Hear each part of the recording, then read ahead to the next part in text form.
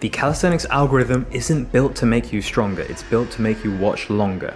And this isn't any of the fault of the athlete, we're all playing the content game, even me, I'm making content right now. On screen you can see examples of this where people are showing their results now, but not exactly how they got there. For example, I skateboard, but I haven't actually skateboarded in months, but if I see a reel or TikTok on someone skateboarding, it just influences me that, oh yeah, I should pick that up again, I need to start doing that again. Same thing with calisthenics content, you see it, you want to repeat it and do it because that's all you're being shown. So if you try and copy someone's end instead of the process that got them there, it's gonna cause struggle. Take a step back for a second.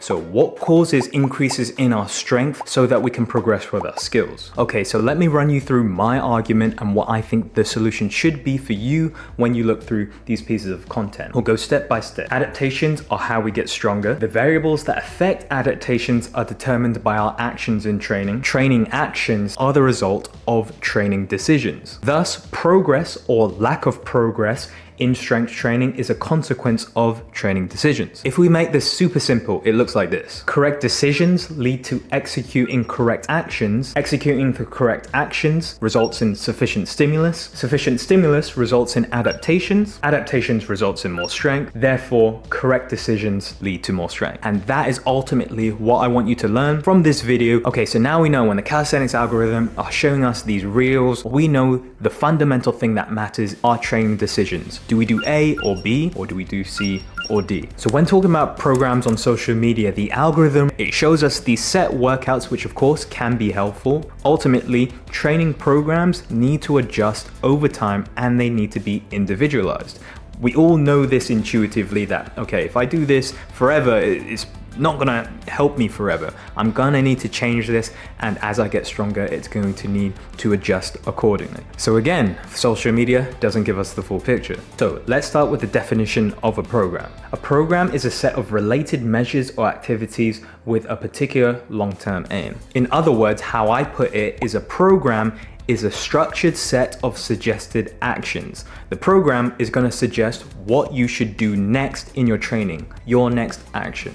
These suggested actions are pre-made decisions by the program maker. So they've already decided, okay, I think that you should do A, B, and C. So those are pre-made decisions by the program maker. The effectiveness of those suggestions depends on how well they fit the athletes and how well they are executed and adjusted over time.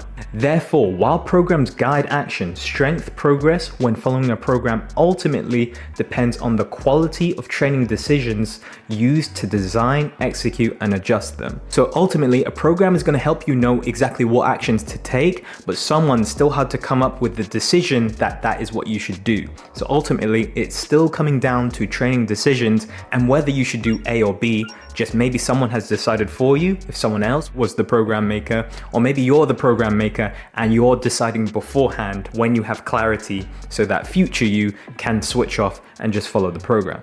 Just to be clear, I'm not saying you shouldn't have a program because training decisions are all that matters. I'm just saying that is the foundational thing that you're focusing on when you have a program. So really, you want to make sure that the training decisions or whoever's making them, whoever's making the program, has a clear understanding of what training decisions should be made for optimal progress. Ultimately, the algorithm makes you think that when you're struggling with progress or progress is slow, you need to swap out your program. You need to do these different exercises, or you're missing this one key tip or exercise, which isn't necessarily true. Programs don't cause progress. Actually, taking the correct action does, because that is what is actually going to give you the stimulus to cause the adaptations to gain strength. And if you don't understand the training decisions being made, even if you're following a good program now, eventually you're going to need to adjust it because you will get stronger. Then what? So you want to have an understanding of what's going on, even when you're following a program, in my opinion. I know a lot of athletes right now are training purely by feel because, again, that is the end result they're seeing from a lot of the elite athletes online. They're seeing, oh, they don't have stuff written down on a piece of paper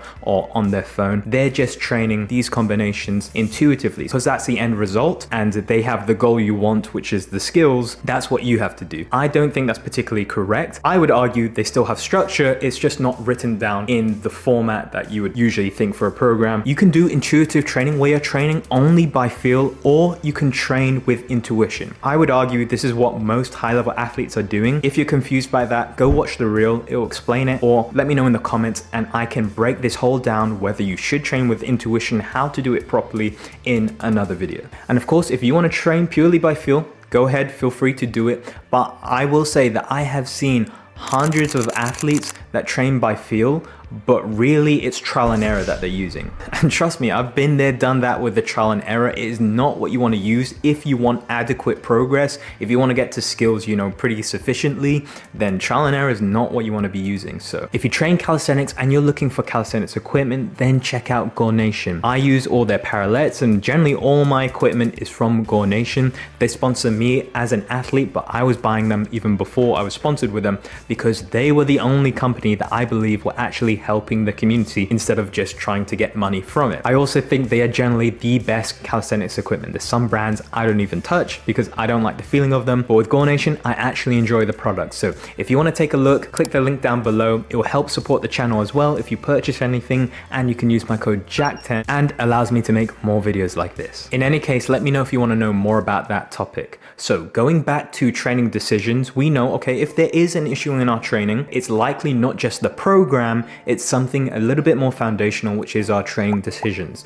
When I'm learning skills in calisthenics, should I do short intense holds or should I do long, medium intense holds? Which is better? Those are the questions you want answered, but the algorithm isn't helping. Now, if that's making sense right now and you're thinking about your training decisions and you're not sure if you're exactly getting them right, but there's a feeling that, I'm missing something. My training is underwhelming and there's something I'm missing, then I can say there's something you have that I would call a blind spot. So you're scrolling through Instagram, TikTok, whatever it is, looking for some calisthenics content, and I would call this the content lottery because sometimes you find really good tips, tutorials, maybe, you know, a few little tricks and tips that you didn't really realize, and that's the type of content I try to produce on those platforms. So sometimes you can hit the jackpot and find something super useful, but ultimately you're looking because you feel like something is missing in my training. I'm missing something, I just need to figure out what it is, and maybe I can find it in the content. So this is what I think happens. An athlete may notice they're making progress, but it's extremely underwhelming or slow. They have the feeling that they're missing that one important thing, but they're not exactly sure what. To make progress, we need to adapt and follow certain principles when we train. If progress is stagnating despite effort, at least one of those variables or principles are being unaccounted for. That is what I call a training blind spot. Something an athlete is unaware of that is limiting their progress in training. Therefore, the feeling that something is missing signals that there is a blind spot. It's like in a car, there's a blind spot, small area you can't see unless you have a tool, and on the car we have the wing mirror or the side mirror that you can use to see the blind spot. That is what you need in your training. I've already talked about this concept a little bit on Instagram, so if you want to find out more, there's going to be a video in the description of this one. You may have already seen it if you're on my Instagram, and that is going to explain this topic in even more depth. And this brings us back to social media. It doesn't actually show you the mistakes Lee Van made to now become Lee Van. We know what he's doing now. I bet 90% of you know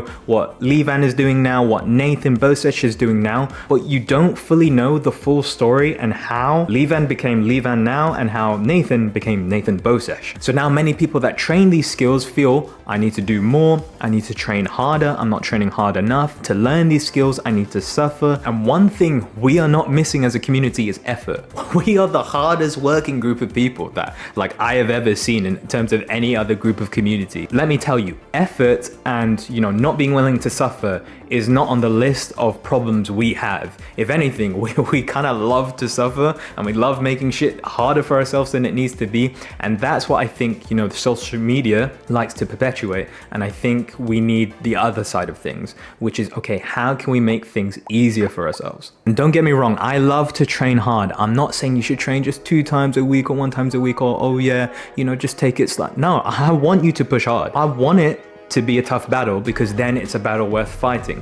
But I think we're too much on the extreme of, okay, yeah, we need to do 6 times a week training, we need to do volume.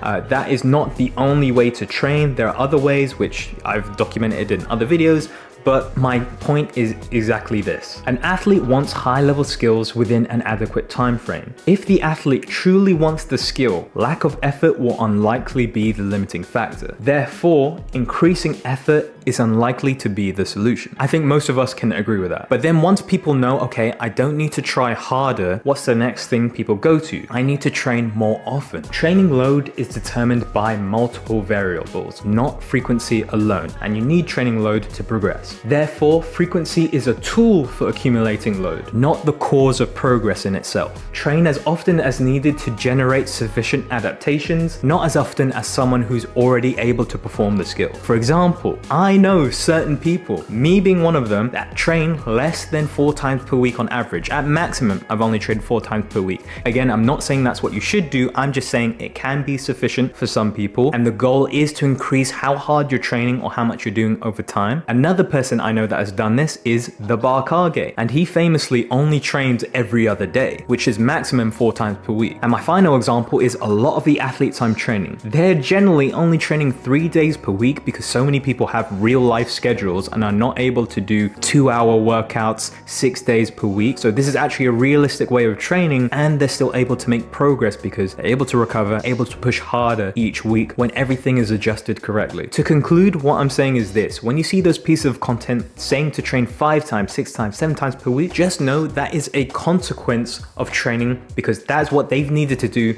to get enough training load at a good enough quality to continue to make adaptations to get stronger. It's not the goal. It's not necessarily what you need to do. How often do I need to train where I can still train hard, still recover, and then push harder in the next workout? That's all you care about. So if you want the same progress or outcomes or results as someone, you need to replicate the process that they used to get to that end point. Don't imitate the end point itself, because that's not going to give you the same results as following the same process they did. As you can see, the algorithm just wants you to watch longer. It doesn't care about how strong you're getting or how easy you find your training. It wants you to stay confused, so you keep watching. I think the best thing to focus on is your training decisions, and I would argue the best athletes in the game have something I call training IQ, and that's your ability to pick the optimal training decision over time. This is a concept I'm going to explain in later videos. I'll leave it there for this one. I've been the Jack Vegan, and I'll see you in the next one.